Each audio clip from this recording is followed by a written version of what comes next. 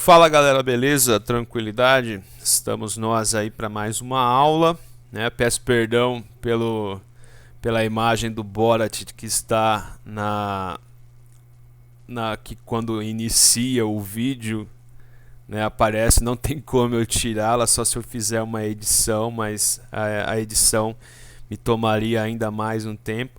Então, como eu uso gratuitamente esse aplicativo Ocam, eu tenho que aguentar as propagandas do mesmo, certo? Então peço desculpas a vocês pela imagem do Borat. Assisti o filme, polêmico, hein? O filme não é lá muito bom não, certo? Mas eu recomendo algumas coisas do filme. Algumas coisas são legais, né? Que o filme aborda. Então acho que vale a pena ver o filme, ok? Vamos para a nossa aula da apostila 7, iniciando a apostila 7, que é uma apostila mais enxuta. Nós vamos trabalhar hoje com um antropólogo, né? Um antropólogo belga-francês, né? Um cara que nasceu na Bélgica, mas viveu boa parte da sua vida na França.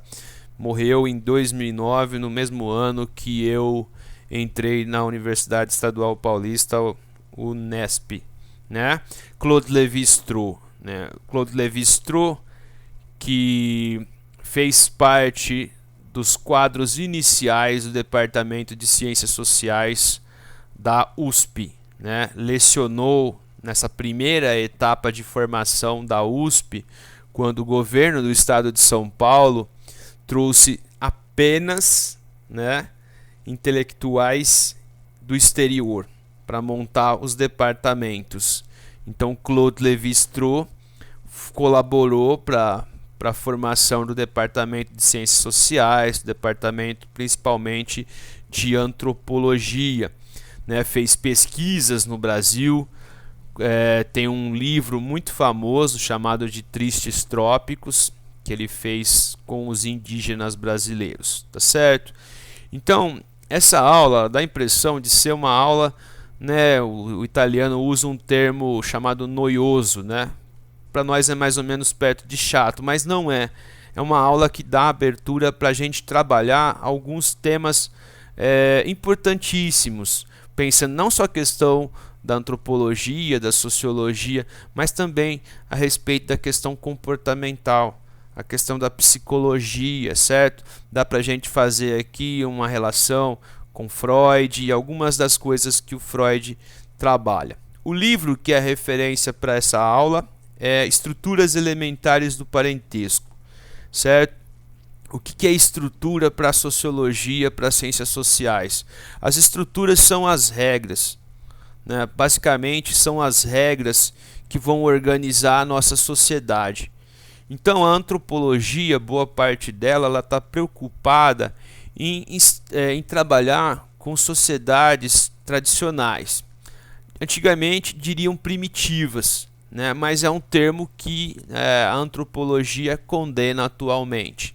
Primitivo dá a impressão de inferior, e não é isso, né? Algumas sociedades tradicionais têm um universo de cultura, de valores muito rico, né? Cheio de nós, de complexidades para você entender esse cosmos dessas pessoas, desses grupos.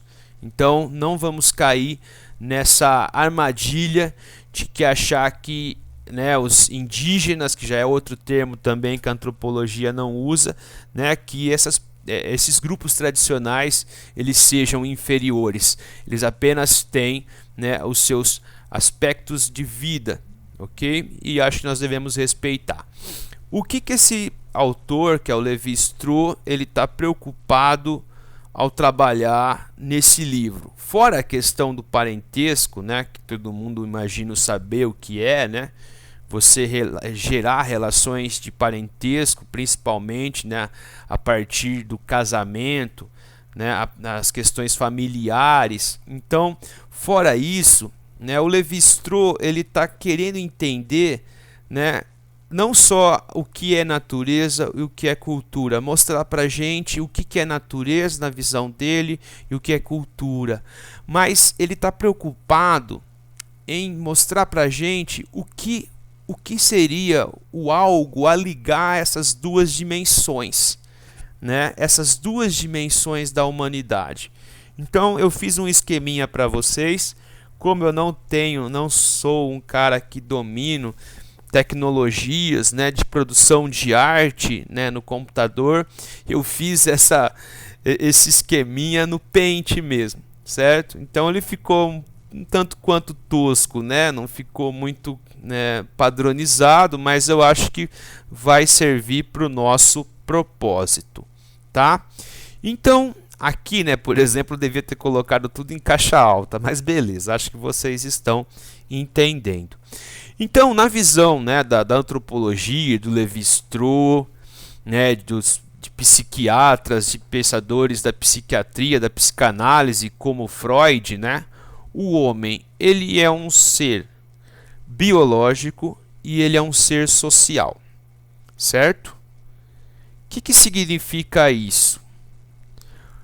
Quando nós pensamos, né, no biológico, nós estamos pensando na dimensão da natureza, na dimensão do natural.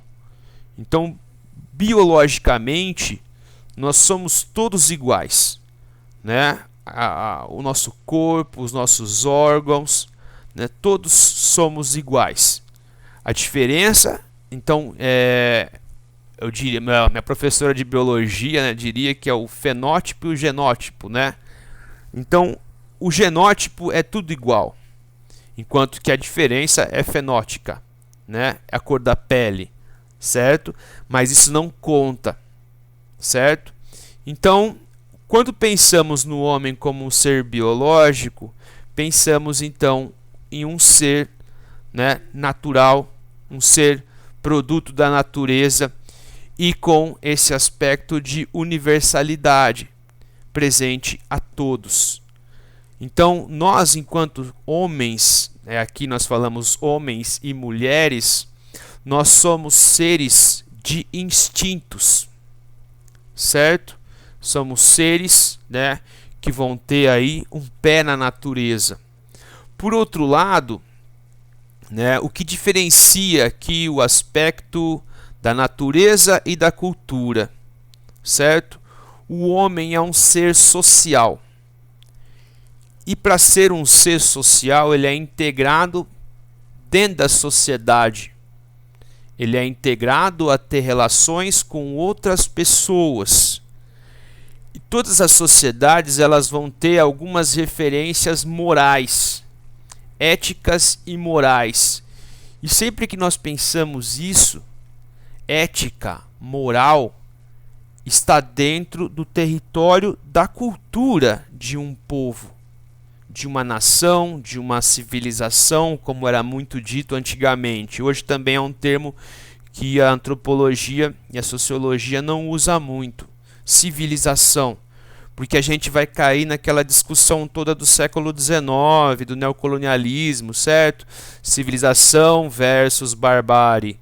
Civilização versus selvagem, certo? E aí nós vamos fazer juízos de valor, né? Vamos imaginar que alguns são mais civilizados que outros. Mas o que eu quero que vocês eu quero que vocês entendam, é que a cultura que vai ter o seu referencial moral e ético, né? Ela vai estar permeada por normas e valores. Então, é a cultura, são as normas, são os valores que vão reprimir, né, os instintos, tá certo? Então, vou dar um exemplo, né? Quando você pensa numa questão envolvendo sexo entre os animais eles, né, não são um perito nisso, um expert nisso, certo? Mas os animais, eles fazem sexo muito por uma questão de reprodução.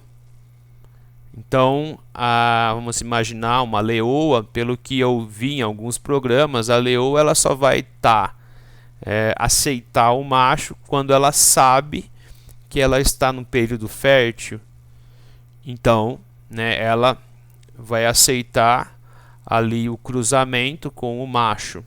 Então é uma coisa muito instintiva, Enquanto para nós, assuntos de ordem sexual estão, né, circulando pela questão cultural, certo?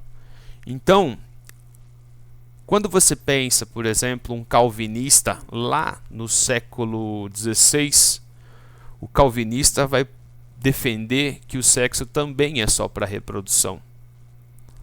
Então, não é sadio, não é algo bem visto por Deus você fazer sexo para prazer, porque você vai estar se entregando às coisas da carne, da natureza. Estão percebendo?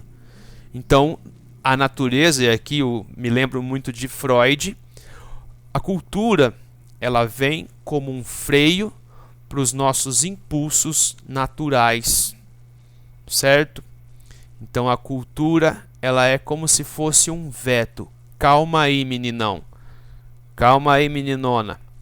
Que isso é errado ou não é certo. Por exemplo, transar antes do casamento é um referencial moral ético. Por exemplo, oriundo do cristianismo mais antigo, hoje nem tanto, certo? Se você, na primeira metade do século XX, nossa sociedade bastante ainda rural, muito permeada por valores religiosos, né? Um casal em que, né, incorresse nesse delito era severamente castigado, advertido pelos pais, pelo padre. Tem uma prima que casou grávida, uma prima já bem mais velha do que eu, né? Acho que tem quase 30 anos mais velha que eu. Ela casou grávida, ela escondeu do pai que estava grávida, apertaram a barriga dela no casamento, certo? E aí depois de alguns dias de casada a criança nasceu. E aí ele foi perguntar pro médico se nasceu de forma precoce. O médico falou que não, nasceu na época certa. E aí ele virou a cara, em vez de ir lá parabenizar minha prima, ele virou a cara com ela, não quis nem ver a criança. Então imagina, né, olha o que era essa mentalidade. Então a mentalidade, galera, ela está dentro do território da cultura. Fechando o raciocínio desse slide, dessa arte aí que eu fiz. O que a preocupação do Lévi-Strauss, então, era entender qual seria, né, o elo entre a natureza e a cultura. E ele identificou no incesto, na proibição do incesto, certo? Para quem não sabe, o incesto é quando há relações sexuais entre membros da mesma família, pai com mãe, mãe com irmão, mãe com filho, e assim vai, certo? Então, todas as sociedades desse planeta Terra, né, condenam o incesto, né, proíbem o incesto, mas é aí que está a graça dessa nossa aula. O incesto seria natural ou seria cultural?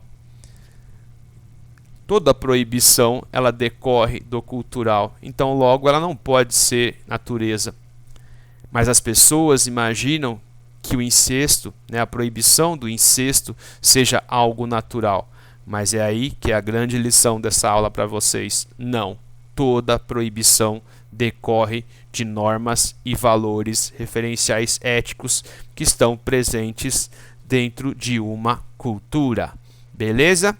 Assim sendo, né, a cultura impõe limites à nossa natureza. Ela reprime os nossos instintos, impõe limites a eles. E aqui, para a gente entrar na segunda parte dessa aula, a tese da pesquisa do Lévi-Strauss, né, o argumento da pesquisa do Lévi-Strauss é que a proibição do incesto tem por função impedir com que as famílias se fechassem em grupos sociais específicos.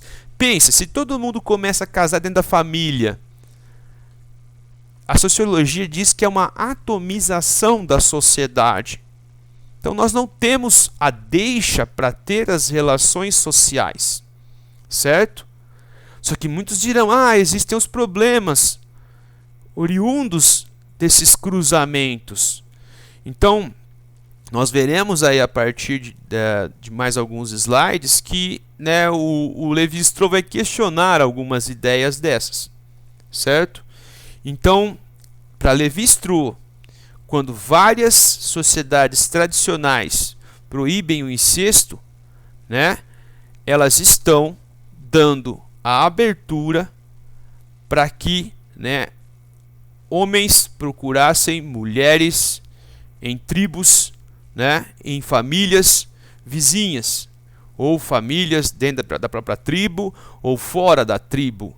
Então isso vai potencializando a sociedade.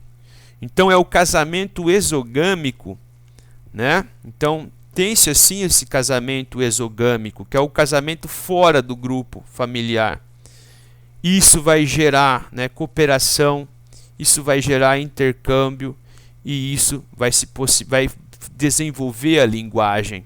Então nós temos como consequência disso o surgimento do social. Porque se todo mundo casasse na mesma família, nós não teríamos sociedade. Nós teríamos uma alta atomização, né, de uma nação, de uma tribo, de uma cidade, de um país, etc. e tal. Certo? Ademais, né, e aqui adentrando a uma parte que não é muito meu forte, em geral, quando eu dou essa aula, eu chamo alguém bom em ciências biológicas. Então, como eu não domino esses conceitos de biologia, né, eu trouxe um print da apostila para vocês. Então, para explicar essa tese, o autor vai rebater explicações usualmente utilizadas para justificar o incesto, a proibição do incesto, certo? Mas mesmo assim, diria o Levi-Strauss, que em algumas civilizações o incesto era proibido, como por exemplo o incesto dentro da família do faraó, quando um irmão casava com a irmã, certo? Visando que a pureza daquela dinastia, certo? Manter poder, não fragmentar o poder, né? Então, mais ou menos a explicação tá aí, certo? Vou tomar uma aguinha para ganhar aí um fôlego. Então, vamos ver aqui o que está colocando na apostila, né? Então, para explicar a sua tese, o autor rebate 3 explicações usualmente utilizadas para justificar a proibição do incesto. A primeira justificativa, que ele vai questionar, certo? O incesto é proibido para evitar os efeitos negativos da reprodução consanguínea. Seria uma reflexão social sobre um problema natural. Quais são as críticas que o Levi-Strauss apresenta? Os primeiros relatos sobre problemas advindos de relações endógenas datam do século XVI. Apenas um texto de Gregório o Grande propõe a existência de problemas genéticos, sendo que o incesto era muito proibido antes. Segundo ponto, o homem utiliza procedimentos de reprodução endogâmica entre plantas e animais desde o fim do Paleolítico. Terceiro ponto, a exogamia humana é praticada às cegas, certo? Então, ou seja, é uma coisa espontânea. Exogamia seria casar com outras pessoas de outras famílias, de outras tribos, de outros lugares. Os casamentos consanguíneos têm baixa produção de homozigotos, sendo necessária uma frequência maior dessas relações para a produção significativa de homozigotos. Como eu disse a vocês, eu tenho uma noção muito básica do que vem a ser isso. Então, pegue isso que o Levi-Strauss está colocando e tente entender a partir das suas aulas de biologia. Em uma sociedade com população de 80 pessoas, a proibição do incesto não diminuiria a possibilidade de produção de homozigotos. É, portanto, difícil para a tribo conseguir diferenciar se um problema genético seria decorrente da produção de homozigotos. A segunda e a terceira são mais breves. A segunda, a proibição seria decorrente de uma repulsa natural ou dos efeitos negativos do cotidiano sobre a excitabilidade. Dessa forma, um dos elementos da antinomia, dessa posição contrária, seria eliminado. Então isso é o que ele está criticando. O que ele está colocando a respeito disso? A repugnância instintiva é questionada considerando-se o alto número de incestos existentes. Se o horror ao incesto fosse congênito, ou seria tipo, se ele então é algo que nasce com a gente, então não seria necessário proibi-lo, certo? Se esse horror seria algo intrínseco ao humano, né? Não precisaria proibi-lo. E aí é que está o fechar da coisa. A sociedade só proíbe aquilo que suscita, aquilo que desponta e o que ela vê como ruim para o social, certo? Um roubo é proibido porque ela afeta o social. Um estupro é proibido porque ela vai afetar pessoas de dentro de uma sociedade, tá? Terceira justificativa. A partir do roubo de esposas realizadas pelas tribos guerreiras, as mulheres tornam-se bens individuais. Assim, para se identificar enquanto homem, o indivíduo deve conseguir uma esposa em outra tribo, criando a exogamia. A crítica de Lévi-Strauss é de que não se desenvolve uma lei geral a partir de um costume restrito a poucas tribos. A proibição do incesto é universal, enquanto o roubo de esposas não era, certo? Então ele critica essa primeira parte desse parágrafo, para depois apresentar o seu argumento. Tá entendendo? Então aqui é um jeito bacana de vocês verem como que se produz pesquisa, né? Sempre se parte de uma pesquisa, né, de uma hipótese. Você vai afirmar ou você vai derrubar, ok? Finalizando nossa aula, então, para o Lévi-Strauss, a proibição do incesto é o vínculo entre a natureza e a cultura, certo? É o elo. Ao analisar essas estruturas elementares, o homem, então, né, ao se abrir para buscar esposas fora de casa, ele desenvolve vínculos sociais, ou ele desenvolveu, né? Se nós estamos falando, deixa eu fazer aqui uma correção. Se nós estamos falando de estruturas elementares do parentesco, eu não estou falando da sociedade atual, certo? Eu estou falando das sociedades tradicionais, ou daquelas sociedades, né, que estavam lá no início. Porque, gente, a família ela existe tanto na sociedade moderna quanto na sociedade tradicional. Algumas pessoas, de maneira errada ou equivocada, acham que antropologia é o estudo do bizarro, e não é, pelo contrário, né? A antropologia ela vai estudar instituições que estão até hoje presentes, como a família. Mas, né, a família, a dinâmica familiar, ou envolvendo o núcleo básico até uma família em grande número, mudou muito ao longo do tempo, certo? Então, todas essas instituições, elas são formadas por regras. As instituições representam regras, certo?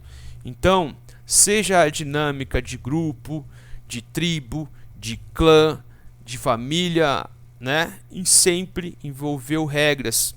E aí essa coisa do dom, né? Essa coisa do dom é mais ou menos a seguinte explicação. Se eu tenho uma família dentro dessa perspectiva tradicional e eu dou a minha filha para o casamento com outra família, eu estou ganhando um membro da minha família, né? Então o meu genro vai ser mais um elemento da minha família, enquanto que a minha filha vai ser, né, mais um elemento da família, né, que está dentro dessa relação. Então nós passamos a ter trocas, a troca não só de pessoas, mas com o tempo essa troca vai envolver toda uma rede de relacionamentos. Vejam, quando nós estudamos história e nós abordamos, por exemplo, um casamento entre famílias reais, para que servia? Vocês já perceberam? Vocês já refletiram sobre isso? Quando o rei da Inglaterra dava a mão da sua filha para o rei francês, para o filho do rei francês, significa que havia uma aproximação, e não era só um casamento, era uma aproximação diplomática, é uma formação de uma aliança. O fruto desse casamento não era nem francês e nem inglês. Tudo bem, lógico, ele sempre vai assumir a nacionalidade do pai, dentro dessa regra do primogênito, dessa regra tradicional da medievalidade, do período moderno, aí, da Idade Moderna que a história considera, certo? Se o pai é inglês, ele será inglês. Só que isso forma uma aliança, gente. Envolve uma ideia de reciprocidade, envolve uma ideia de cooperação, certo? Então, dentro dessa ideia que está desenvolvendo o Lévi-Strauss, nós temos a sementinha da sociedade. Beleza, meus caros? Termino a nossa aula com uma foto de Lévi-Strauss nas suas pesquisas, né, no seu trabalho empírico nas comunidades nativas do Brasil do Centro-Oeste. Beleza? Agradeço a atenção de vocês. Até mais.